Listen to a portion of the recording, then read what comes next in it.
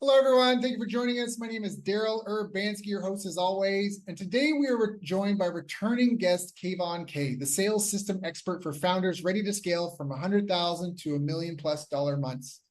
With 20 years on the front lines, Kayvon has trained over 30,000 sales pros in over 101 countries.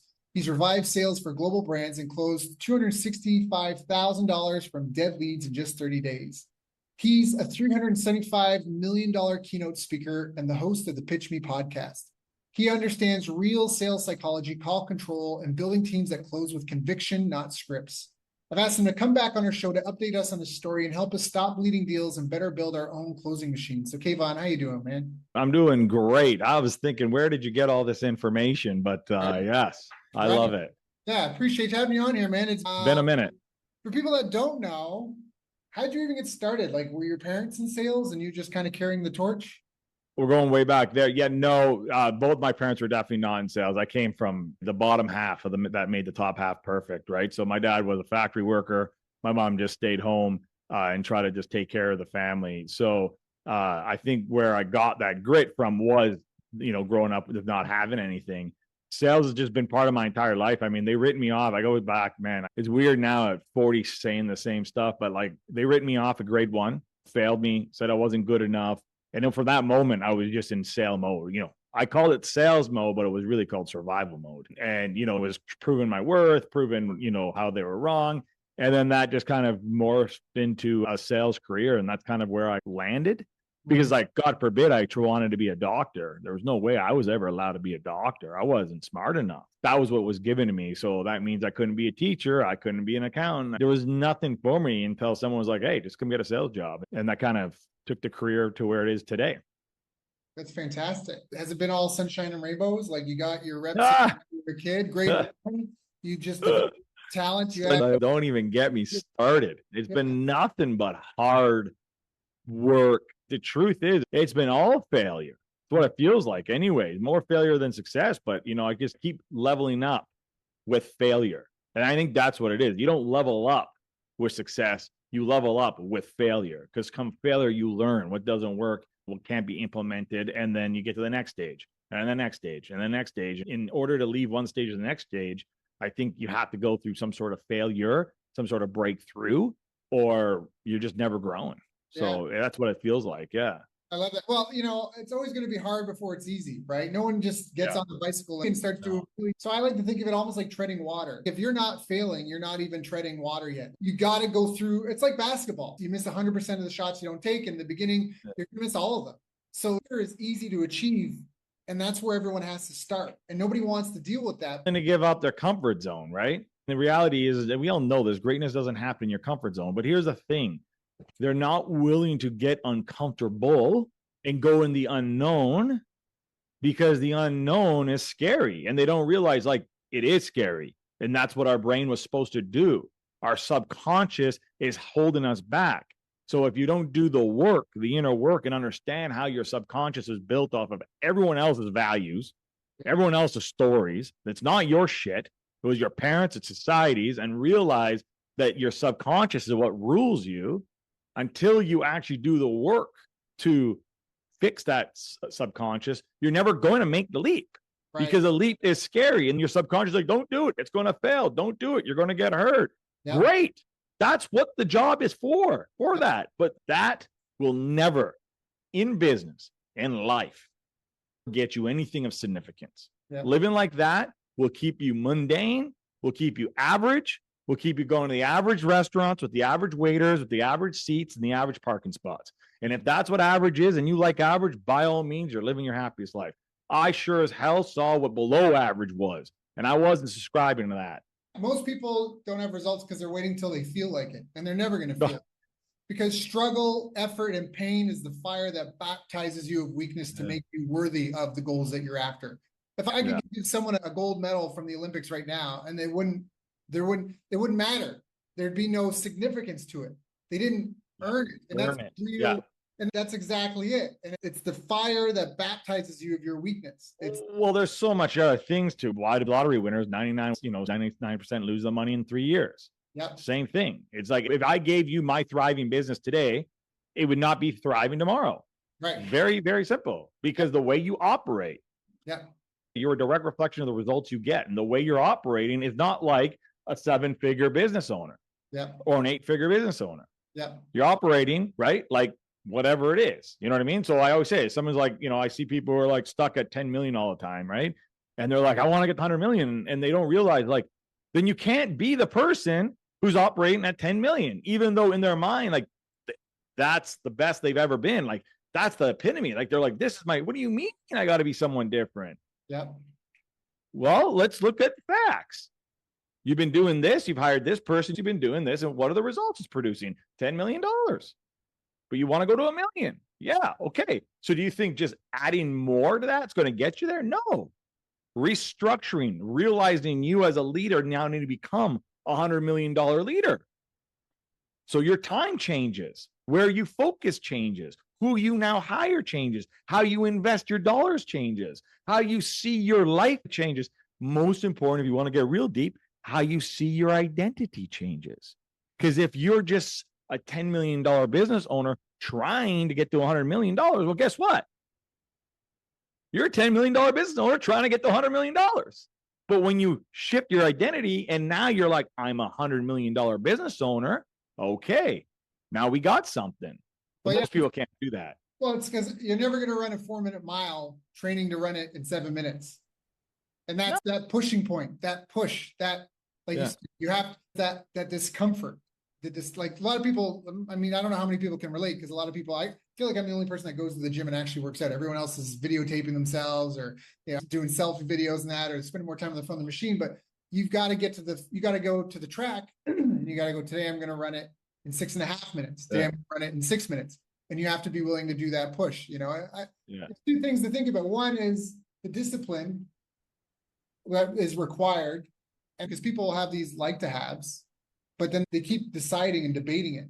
And discipline is making a decision one time and then never debating it again. And the second part of it is when you think about what kind of life you want to live, let's say we achieve more immortality, whether it's through an immortal soul or AI or some breakthrough. Now we have immortal existence. Okay, we're just going to start there. What would be the trophies that you would put on your mantle as an immortal? Would it be the times that things were just given to you? That you just were like, yeah, I just, whatever, and things just kind of fell in your lap? Is that what you would put on an immortal's timeline? Is that what you would prize as a possession and put over your fireplace? No. We just we're so in our own mundane kind of day to day, but people have lost that. People are living such lives of instant gratification and convenience. Everybody's just seeking comfort. And I mean, social media has destroyed our mindsets. Even me, I'm not perfect. Like sometimes I see myself getting lost in that world, right? But like you asked me earlier, what am I grateful? I'm grateful that I have the knowledge, the wherewithal, and the subconscious training to catch myself and be like, nah, this is just distraction. This is literally what they want us to do, is get numb and not like our lives and be miserable, get on medication because now we're depressed. I mean, I don't want to get down the whole road, but yeah, it's just. Well, people don't forget, like a cattle rancher farms cattle, a corn farmer farms corns, and governments govern people, which means they want to govern you, which means if you're not governable, they don't like that. And they want to encourage and facilitate things that make you easier to govern. Well, they don't want you to, we know this, we shouldn't go down this road because now we turn to conspiracy, but they don't want you to succeed. If they wanted you to succeed, they would change the school system. They haven't changed the school system in 100 years because they don't want you to succeed, because then you are a threat to their power. People think it's about money. It's not about money. If it was about money, why hasn't Bill Gates and all the guys, Elon and Trump, all these guys, why haven't they just stopped and lived their best lives? Because it's not about money. It's about, after money, it's about how much power, who can I control? The highs, they want to control everybody. And the way they control everybody is keep them down, suppress them down, make them miserable. Well, and it's also, so there's two ways to look at it. One, I agree with you 100%. There's also, like you say, there's no summit to this mountain as an entrepreneur. I mean, I'm sure you first time $1 grand in a day, you're like, this is amazing. And then all of a sudden it becomes desensitized. And that what's the next thing? There's no summit to the mountain. Like we live a life of endless desires. Every time we satisfy a desire, we'll be replaced by a new one. And so one of the things is that we are built for cooperation as humans. We are social beings. So I think these people, as they achieve things, they want to become more important. At some point, you realize that in 5,000 years, your name's going to be lost in the sand. And so now you start trying to achieve significance and meaning on a grander scale, which makes you seem to others like an empire builder and a megalomaniac, which maybe you have become. But I think it comes from a genuine place of wanting to have your existence have meaning and purpose. And although you've achieved a level, it's not, these people, you can't achieve these things if you have a fixed mindset. So having accomplished something, that's yesterday's news. All these people that they grow into these roles, they have a growth mindset. So it's, what am I growing into next? And some of them are growing into sociopaths, for sure. But, that said, it's, they want to be remembered, and it's about collaboration. It's about how other people think of us. It's the whole, pinning someone down to give them medicine type thing, I think, to a certain extent. And that's the problem with master planning, is that when you have master planners, they don't necessarily know the nuance of localities and of individual situations. And they're dealing with millions of people, the stroke of a pen. And that's why communism's always failed, because you have a small group of people that do the master planning for an entire country of 30 million people, 100 million people. They go, oh, oops. And then they forgot about something and 100,000 people died. This is sort of why the free market system is the best one, because you vote with your dollars, and then the cream rises to the top. The individual get to vote with your dollars. You're going to vote for what you think is the best for you and your situation. So what are some of the biggest mistakes people are making trying to survive in this free, even though we've got kind of crony capitalism, but that aside, what are some of the biggest mistakes you see people making when they're trying to get out there and grow their business? Well, again, there's so many right now that I see. One of the biggest ones I think is doing too much. We see it again, like social media. We see other people doing this or other people doing, well, someone's doing that. Well, I'm doing that. Like, for instance, I just use simple, right? I'm trying to grow my social media. Okay, well, which one? All of them. Yeah. Well, okay, so you want to try to figure out the algorithm and figure out the format and figure out the systems and the process for all of them, because they're all different. They all have a different conversation. They all have different, everything's different. It's like, no, figure out the one. The one. What's the one platform you think your audience is on? Go master that. Because if you can't master that, you ain't going to master any of the other ones. Mm-hmm. So these are what I see, right? Things like, I got to run a webinar. I got to run a VSL. I got to do a challenge. Well, you haven't even hammered in and locked in your audience and the voice and the offer, and you're talking about modalities. Those are all modalities. It doesn't matter what modality you use. It happens, all of what we know, right? It's the right offer, the right message, the right person. If you don't get that right, everything else is just, so they try to do too much. I see them try to do too much. Biggest one too is they scale too fast. They taste that little bit. They spend that money on the little Facebook ads. Oh man, I just spent 100 grand this month on Facebook ads, and I just made 150, or I made 200 grand. Oh my God, let's go spend 300 grand now. And it's like, it doesn't work like that. 1 + 1 doesn't equal scale like that. And then what happens is the ads start breaking because they realize the offer actually wasn't that strong. The team they just hired to handle all that now cost them too much money. And now not only are they behind, they're behind even where they just were when they first started. Right. So scaling too fast is a massive, massive problem I see with a lot of business owners. And then I'd say the third one is if they made the mistakes that I made, is I'll just say this, is like, you pull too much in the beginning. You're pulling we were pulling 50 to 100 grand a month to pay me and my business partner, in the beginning of our business, and wondering why we had no money to grow the business. Right. Like, that's not, that's a lot of money to be pulling out at the bottom of the business when it can be invested into people, into more, you know what I mean? How do we just invested in more people and time and not pulled out a dollar? We would have probably been ahead way faster. You can't have growth and profit at the same time. Typically, people are so detached from the realities of the world. We live in these little, bubbled cities and societies. If you lived on a farm, you'd be way more connected with the seasons of life. And I think that's part of the problem with business, is that everything's so instant gratification now. You forget people are trying to profit while growing at the same time, but there's a time to sow, to reap. And it comes back to some of the stuff is just common sense. If you just had to live off the land. I'm in this mood because last week we got our first good harvest from our dragon fruit farm. We planted 800 dragon fruit. This is the no one's going to have to suck dick for money if Daryl dies plan for my family. We got 800 dragon fruit, and that should be produced like 100 grand a year in fruit sales at wholesale prices in the country that I'm in. And it's been about 2 years of work. And now all of a sudden we're at this place where like, oh, we just got to kind of maintain it. I'm sure there's going to be surprises, but got a really nice harvest on last week. And I'm feeling the vibe, and I'm like creating an ecosystem now. I'm like planting marigolds and red clovers, and I'm inoculating logs with reishi, and we're doing all this kind of stuff to create the ecosystem and companion cropping. And I come back and I go to work on my business, and I'm like, some of this is incredibly transferable in ways that people just don't realize. But you don't understand that if you grow up in a city and and you're just trying to deal with the toll booth for the TTC or whatever in Toronto, what I mean? And like, it's just a different world. So yeah. But who are we, the people we're talking to are business owners, right? So they've already made that decision. They've already made it. Well, yeah, it depends on the person. Some of these people, maybe you and I, they're just unemployable, right? We don't get governed very well. We know when something. Hey, that's like, I'll tell you right now, man, I've been fired from every job I have, and I'm proud of it. Yep. Every job. And again, lucky, again, I wasn't that guy who convinced, again, it's called wherewithal, right? Like, after like the 5th or 6th time I've been fired from a job, and I was still young, like I was less than, I was probably 27, 28 at the time. I knew pretty freaking quickly, maybe meant to be working for people. Yeah. It wasn't like, so some people keep getting jobs. And the problem was, I knew at 40, to get fired at 40 is a lot more painful than to be fired at 28 when you have kids and the mortgage. Like, I realized maybe I'm not meant to be my own boss. Like, to work for someone, I'm meant to be my own boss. And sure enough, now I realized I am. Like, it's just, I'm not like, don't tell me what to do. Like, ask me. And if I like it, I'll do it. But like, I'm not going to do mundane work every day for someone else's dream. Because that goes back, right? You're either working on yours, you're working on someone else's. And I am not at all working on someone else's. I think it's also that we can't just do things that you're in the business of improvement.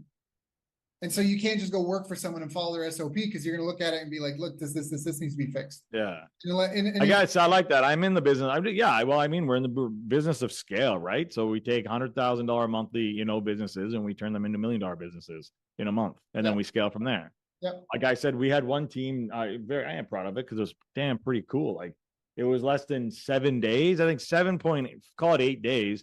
They did $1.35 million in phone sales. Like, that's no joke. It's huge. Yeah, especially at these small businesses. Like, we're not talking Google where they do $1 million an hour here. Like, we're talking, you know what I mean? Like, everyday mom and pop shops that were doing $1 million a year was their goal when they first started. And now we're doing $1.3536 in 8 days. Like, that's life-changing. And especially these businesses that provide real value to that's because that's the other part, is that a business is supposed to solve a problem for someone. So money is the way that you measure it, but that's the impact that you're having on the people in the communities. And I think that's important to note as well. You said something very powerful there, and I don't think people are going to hear it if they don't know it. I heard it. You said money is the way they measure it. Measure what? The problem you solve. Yeah. Well, Jim Rohn says what? Your net worth is in direct proportion of the problems you solve. The bigger the problem, the bigger the income. I love Jim so much. I got him on download. I listen to him all the time. I always remember that. And so for me, what I do is hard. People don't trying to run multiple sales teams, building sales team from scratch. Like, that is not actually easy. People say it's easy. It's not. It is challenging. You're dealing with so many moving parts, especially in a virtual scene. But the thing that keeps me in the game is that quote. Yeah. What's the problem I'm solving? I'm solving a massive problem for a business, and it's a challenging problem. What are some of the skills and behaviors that a small business needs to have to even get there? You talking about? They got to be quick. They got to be nimble. They got to stay light. They cannot let perfection hold them back. They got to test. They got to do. They always got to be marketing and sales. That's it. It's not small business, has nothing to do with operations, has nothing to do with optimization, has nothing to do with scale. You got to build it. Step one, you got to build it. In order to build it, it's all sales and marketing. Sales and marketing. That is it. If you can't sell it, it ain't shit. I don't care how beautiful it is. I don't care how much time and effort you spent. That was your problem. Many businesses spend so much time building, then they can't sell it. And then now they spend all this time trying to sell something that can't be sold because they invested their time, dollars, and resources into something that should never have been built. Yeah. Pre-sales. I like to use Elon Musk. Sell it. You just said it. Sell it before you build it. It's plain and simple. Well, look at Elon. I know you're going to say Elon with that Cybertruck. $300 million selling a product he had no team to build and no factory to make. But what did, like, this is where people don't get. But how did he build a factory and how did he get the team? With the $300 million that he pre-sold. Yeah. Other people's money. It's Yeah. very simple. But people are nervous to put it out there. That pre-sales, you know, in Kingston, Ontario, hometown where I grew up, Canada, there was a gym. I'm not going to advertise for them here, but there was a gym, a brand name gym that was opening up near the mall, the Cataraqui Mall. And they were renovating this building that had been vacant for a while. And they had these trailers outside set up. And they were there for maybe a month and a half, 2 months. And all of a sudden, everything just disappeared. And I saw a buddy of mine one day around town, and he'd been working. I knew he was working in the trailer. I said, "Hey, what happened? You guys were renovating all this stuff." He's like, "Oh, we couldn't hit our numbers, so they just closed down." I'm like, "What do you mean?" He's like, "Well, we had to get a certain number of members sold prior to construction finishing." Yeah. I'm like, "Oh, they needed to be profitable when the doors opened, or they just abandoned it and moved on to a different location." Smart business owners. How many business owners would have went and got a loan, Yeah, try to push through, yeah, then day one opened up and said it's going to come, and 3 years later bankrupt? yeah. Now here's the hard part. They could have saved themselves 3 years of that pain, all that money wasted if they would have just listened. We're stubborn, but you gotta, like, for me, like, I probably pulled too soon. My thing is I probably pull too soon, meaning like I'll test it. Maybe I don't test it long enough. And then I'm like, nope, done. Because I've seen. How do you run a test? How do you run a test? Can you speak to that a little bit? Because a lot of people are like, "Okay, Kayvon, I'm listening to you, I'm vibing, but how do I test it?"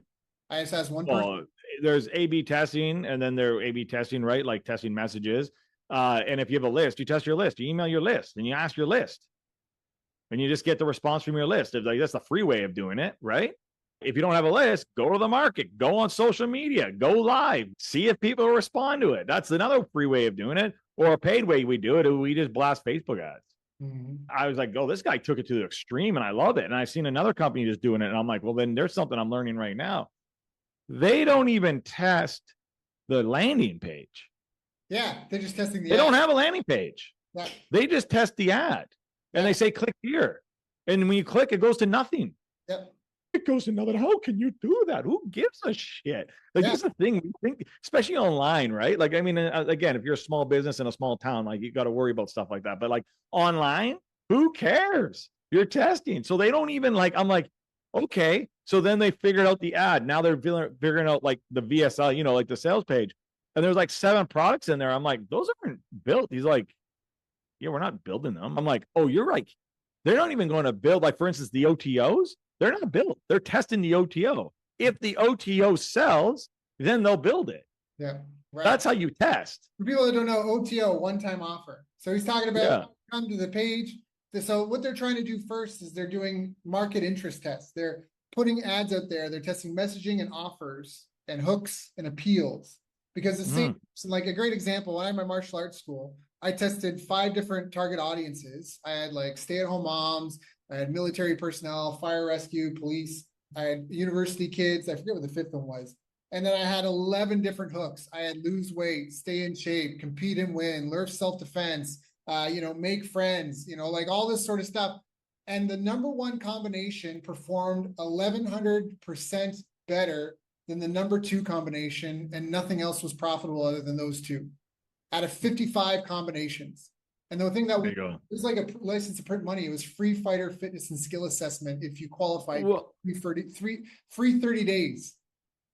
So what's the underlying message? You got to be willing to let go. Yeah. That's what I'm hearing. You got to be willing to let go. Because like when you just said that, yeah, I did this for stay-home moms. Do you know how many people would have been like, I'm doing stay-home moms. I'm going to go against the grain, figure it out, break with my back to try to get the one stay-home mom that might be interested. Yeah. But like that, again, the wrong offer to the wrong market. Yeah. Move. Don't be so addicted or so attached. Yeah, this reminds me of a story. I've heard different people say different versions, but this is the version that I was told. And it was when I lived in Japan. It was that Tokyo University had bought some land and was expanding their campus. And that's a big deal because they They buy, sell buildings often, but not land because it's an island. So they were building these buildings and it was a big deal. And there was a site manager and a project manager. And the site manager was managing the tradespeople. The project manager had the blueprints and they built the buildings, right? The buildings were built and they were pulling out all the heavy machinery. And the site manager comes to the project manager and goes, hey, where are we putting in the parking lot? Where do we want the benches and the gardens? And, like all this stuff. And the project manager said, hey, it's September's almost here. It's going to be, the campus is going to open. Winter's going to come. Let's come back and do that in the spring. And the site manager said, what are you talking about? We got everyone here. Let's just do it now. Just draw the lines on the map. Tell me where you want it. And the project manager said, no, we're going to wait. And they argued. Project manager won and they waited. And the campus filled up with people. And the snow fell and the ground got hard. And then in the spring when the ground was soft and they came back, they didn't need drawings on a map because the people made paths from this door of this building to that door of that. Yeah. Those cars all gathered in one section. They just built to fit the people. And so what I'm say is like with the testing, you got to set these tests up and see where are people going and then build to suit them. I like it. It's listen to the market. It's called listen to the market. That's what you're saying. Like, and again, it goes to ego of a business owner. Don't matter. Yep. Don't matter what you like. It don't matter what you think is good. Don't matter if you like it or not. All that matters is the market buying it. So why do I say that? Beautiful like lead magnets and beautiful websites I built with beautiful brands and logos that I loved, and the market didn't bite. And then someone comes along and builds something that I think is absolutely hideous. Like I don't even want my name by it, but okay, go test it. And that's why when people come to me and go, what do you think of this copy? I go, I don't know. Doesn't matter what I think. I'm not your buyer. Doesn't matter what I think. Test it. Have you tested it? Is it working? Now we can try to obviously get it in line and we can obviously try our best to try to get the bullseye, but like, I'm not the one that's going to tell you if it's a bullseye or not, because you know how many times I thought it was a bullseye and I got it wrong? Yeah. Gary Halbert, the famous copywriter, used to say anytime he was working on a project, he used to go down to the pub and read it to his friends. And he said, whenever they told me this is great, oh, that sounds so good. He said he knew he had to go back and work on it because when he read it and they said, how much is it? Or they started asking like, where do I get one? Then he knew he had a hitter, right? And that was his test because they'll still say anything. Would you recommend like Facebook ads or a list, or would you recommend phone calls? Like, how do you recommend doing that first kind of getting your market intelligence? Well, it all depends. I mean, the business and all of that, right? Obviously, it's easier on Facebook ads if you have a little budget and a good Facebook ad buyer to test because you can test to more people. But like I said, if you don't have that dollar or that team, it's simple. Like, get on the phone, get on live on your socials, like write a post. Like, I see guys that are doing $20 million months still on their personal Facebook, going to their community saying, guys, I'm coming out with a new product. What do you think of this name or that name? It's what you do. Yeah, I asked because it's not hard. The crazy thing is none of this shit's hard now. But like with GPT and everything, it's not hard. It's called execution. Yeah. Do you execute? Can you get it done? Yeah. And if you can't, you're just doomed. So, it's funny because you say that at the beginning of COVID, everyone was arguing about the science of this, the science of that. I'll keep the story short, but somebody did something that I thought was unscrupulous and it pissed me off because I'm in the coaching space. So I thought, well, what do people say about business success? What does the science say about business success? And I ended up spending about 50 grand of my own money to hire a team of research assistants to help me go through all the academic literature on business success to figure out what really moves the needle for small and medium-sized businesses. And we actually identified 8 critical success factors. And they are self-efficacy, market intelligence, strategic planning, marketing strategy, sales strategy and skills, money management, business operations, business intelligence. Those are the 8 umbrella categories: HR, cybersecurity, legal, put under those 8 umbrellas. And people always say, Daryl, what's the one ring, to rule them all? And I always say it has to be self-efficacy. Because if you can't execute, if you can't manage yourself, your time, your life, how many business owners do we know that had the right offer to the right message to the right person, but the owner couldn't get out from, you know what I mean? They couldn't get out from underneath them. That's what I said. They can't go from being a $1 million a year business to a $10 million business because the owner is not willing to become the person who needs to do that. Right. And if you as the owner who's leading the business is not willing to do that, no one else on your team will. Yeah. And sometimes people are just too slow. Like you can't outsmart everything. You can't outthink anything. Sometimes it's just about execution. It's just about getting things done. It's about doing what you can with the time that you got. It's about understanding that not all things kill you and eat you in the jungle. Some things just feed on you as long as possible. And for example, like social media wants you to spend as much time on there as possible. But I have sleep and life goals. Those are my settings. Yeah. My phone doesn't ring, it doesn't vibrate, it doesn't beep. There's no notifications on the screen because it is my tool to interact with the world. I plan my day and I do my best. And you don't win every day, but you got to show up. And if my phone's not there, so someone can jump up and interrupt my day. I don't even know where my phone is. I don't even bring it to my office anymore. I'll look at my phone at the end of the day, truly. So it sounds like kind of the three things, at least for self-efficacy, you got to take care of yourself. You got to make sure that you're showing up.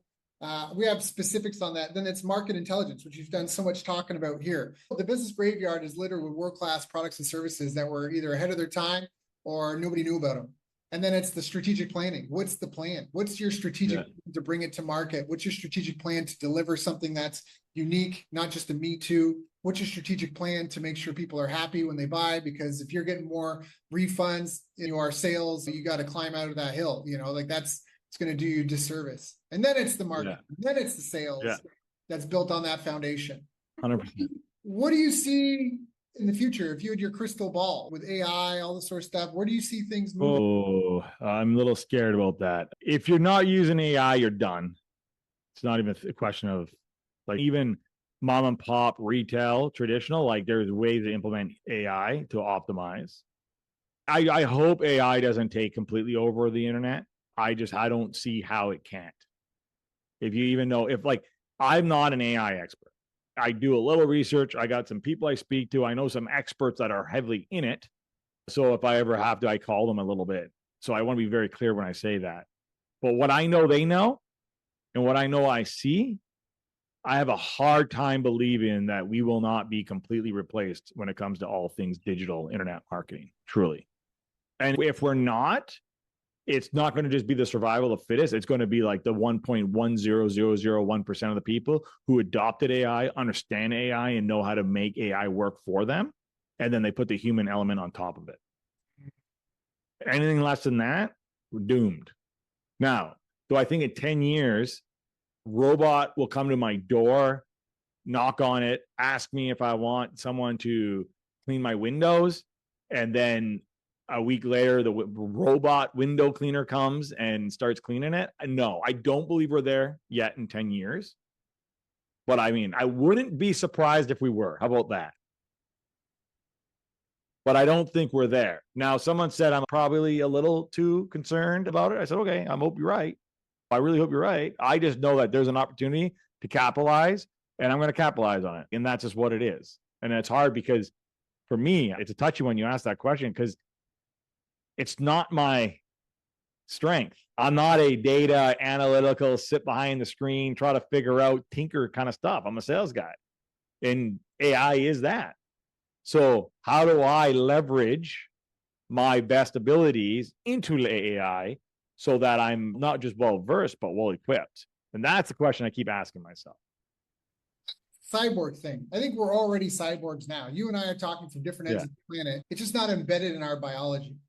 We're using the microphone to amplify our voice and recording. People have been saying that humans are going to be unnecessary forever. The term useless leader was like around Leonardo da Vinci mentions in one of his manuscripts. You can read it. Well, no, I'm happy about it. Like I said then I would say this. If you want to hear like the podcast line, I believe the whole idea of AI replacing humans is false. But what I do believe is humans who know how to use AI will replace humans who don't. Right. What's his name has the best quote, and I'm going to mess it up because I always do, but it's one of the best quotes. And it says something like this: in times of change, the learners will inherit the earth, while the learned find themselves living in a world beautifully equipped in a world that no longer exists. Ooh, I like that. I always butcher it, but it's a long one. No, it's a good. I'm going to get it for you right now. It was an Eric Hoffer. It's an Eric Hoffer quote. And it says this: in times of change, the learners inherit the earth, while learned find themselves beautifully equipped to deal with a world that no longer exists. It is so true. If we look at history, it is so true. If we look at the internet, when the internet first came, people knew the internet was something. And the ones that adopted and got in early were the ones that changed the world. And all the ones that we don't need email, I don't need this. Cell phone. The ones who adopt cell phones became faster, more amount. You know what I mean? Like I'm just like there's so many times. Here's even another one. COVID, believe it or not. Yep. I said this at the beginning of COVID, and it was like, and I was like, how can nobody see it? I said, this is what's going to happen. You're going to have two camps. You're going to have people who come through COVID who looked at this as a vacation of life. They got their stimulus checks. They chilled out. They relaxed, played the games, had fun, drank the booze that they shouldn't have been drinking, all that stuff. And they're going to come back thinking they're going to live in a world that once was. And there's going to be a new camp of people that realize this is a time of change. This is a time for you to work on yourself. The world is not going to be the same. There's no way that this can happen in the world. We go back and everything's married. I got to adapt. I got to invest. I got to invest my time, my skills, my resources. And sure enough, how many people became millionaires, as I would say, in COVID because they went online and understood online, which they never would have in the first place. Mm-hmm. And how many people in COVID, workers, waiters, all those types of people thought when they got back, it was going to be the same. Yeah. I don't know what it is in Canada. Sorry, in the world. In Canada, the restaurant industry is down like 35%. Yeah. That's massive. Yeah. Waiters are not making as much money as they once were because nobody's going out.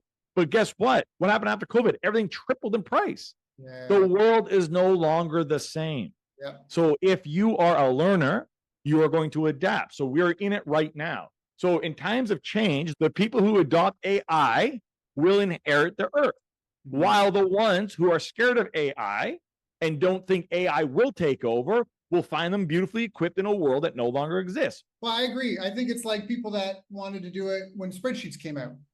You can't, when spreadsheets first came out, you could adopt or you couldn't. When calculators came out, you could adopt or you couldn't.